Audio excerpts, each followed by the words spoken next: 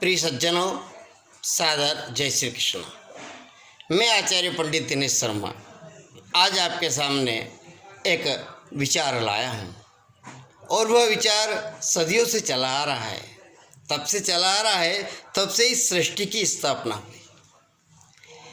इस सृष्टि की स्थापना जब परमेश्वर ने की तो कई प्रकार के भौगोलिक क्षेत्र बने और उस भौगोलिक क्षेत्र के अंतर्गत एक हमारा भी एशिया महाद्वीप आता है, जिसमें हमारा भारत आता है, जो आर्यावर्त के नाम से प्रसिद्ध है। प्रिय सज्जनों, हम जिस देश में रहते हैं, जिस देश में हमारा जन्म हुआ है, उसके प्रति हमारे कर्तव्यों का निर्वहन करना ही देशभक्ति है। देशभक्ति अर्थात क्या? देशभक्ति का अर्थ यह होता है कि हमारे द्वारा किए गए ऐसे कार्य जो समाज के लिए व हमारे राष्ट्र के लिए उचित हो, दीर्घ अवधि तक उचित हो, हमेशा के लिए उचित हो, वह ही देशभक्ति है। देशभक्ति का वर्णन करना उसी प्रकार असंभव सा प्रतीत होता है, दुर्लभ प्रतीत होता है, जिस प्रकार ईश्वर के रूपों की गणना करना या उनकी व्याख्या करना। जिस प्रकार ईश्वर के अनंत रूप होते हैं, उसी प्रकार देशभक्ति के भी अनंत रूप होते हैं। अतः हम कह सकते हैं कि देशभक्ति को किसी एक सीमित परिभाषा में, एक डेफिनेशन में बांधना बड़ा ही मुश्किल है।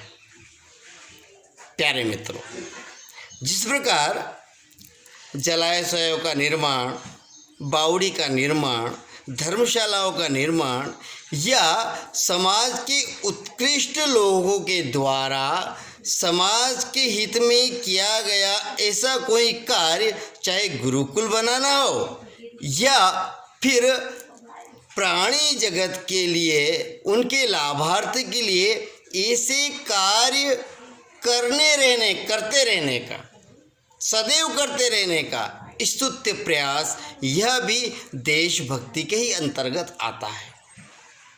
अतः हम कह सकते हैं कि जिससे इस राष्ट्र का भला हो, यदि हम ऐसा कार्य करते हैं तो वह ही देशभक्ति है।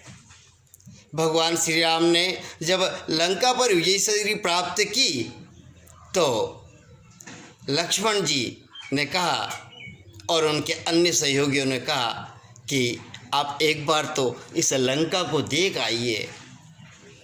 कई लोगों ने तो उन्हें जो है राज्य आरोहण करने की भी बात कही, लंका का राजा बनाने की भी बात कही।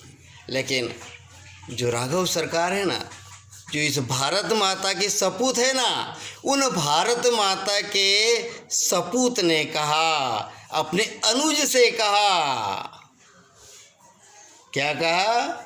पलक शर्मा क्या कहा? बिटिया, जननी जन्मभूमि स्वर्गादपि गरीयसी।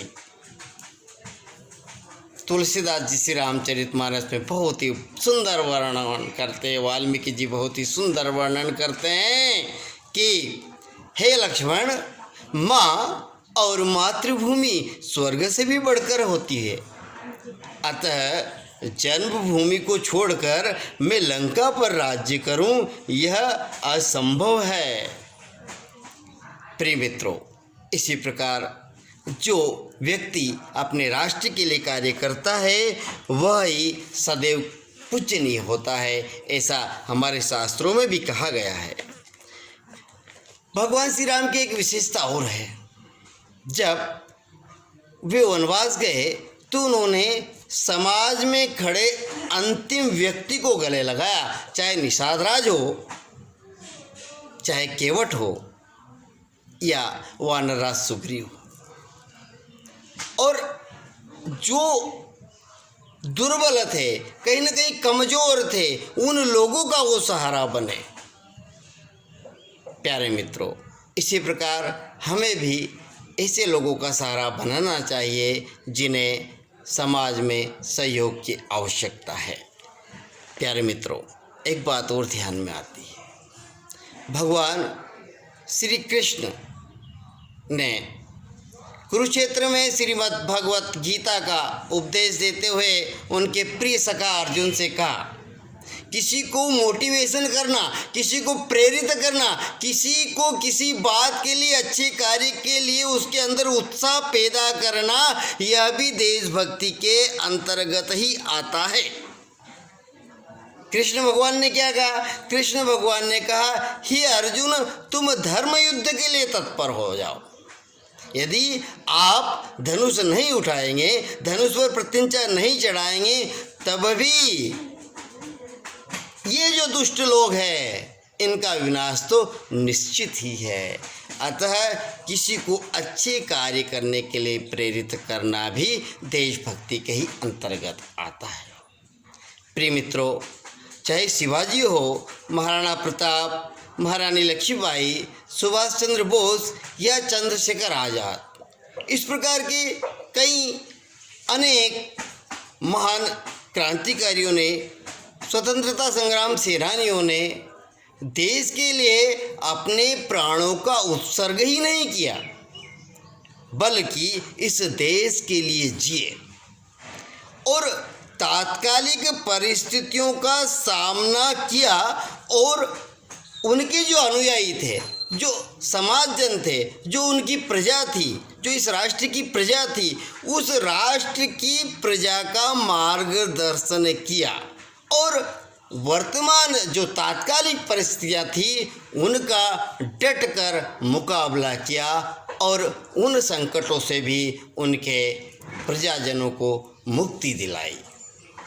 आइए, आज के इस दौर में जब कोविड-19 की महामारी पूरे विश्व के लिए एक घोर संकट पैदा कर रही है, उस समय हमारा दायित्व हो जाता है कि हम इस बीमारी से लड़ने के लिए हमारा पूरा राष्ट्र एकजुट हो।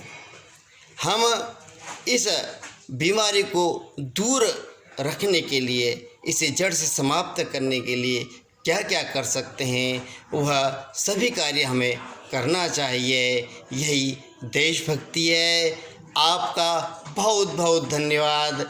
कृपया आपसे निवेदन है कि आप अपना और अपने परिवार का बहुत ध्यान रखिएगा।